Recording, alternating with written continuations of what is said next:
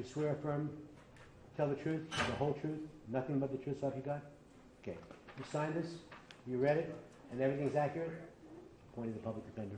Thank you, Your Honor. We'll accept the appointment. At this time, Your Honor, I would like you to know we have discussed drug court and her options. She's absolutely interested in accepting drug court.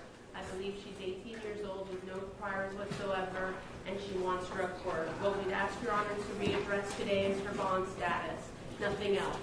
I realize she might be held in on something else, but in case she is able to resolve that earlier or something changes on that case, I'd like her to be able to get out on this case. I would be requesting what we would standardly request, which is just pretrial release, alternate bond $5,000, and request that Your Honor grant that. I'm looking at 28 counts. Actually, Your Honor, I think all of those counts were already ROR'd except one. They were Okay. duplicitous. And Okay, I mean, you think, we know for a fact what happened, Diana, Yes, Judge, she was ROR on everything? from 2 to 28. Okay. 2 to 28. Is there a 27? I see 26, 28.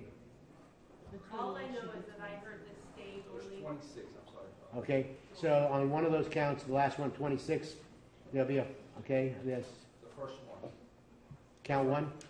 Okay, question, with whom do you live? Okay, is your mom here? Okay, and how long have you lived with your mom?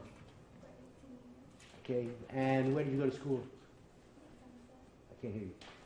Sunset, okay. So you've been living here all your life? Okay. Excuse me? Only 5 years. Okay. No problem. There'll be a bond of $5,000 as an alternate to pretrial release, subject to taking care of that contempt. Got it? Anything else? Now, do you want the program? You know about the program? Okay. What's your drug of choice? Xanax. Okay. You've never been prescribed Xanax? Okay. Program is for you. You graduate. This case will be thrown out. You understand? Okay?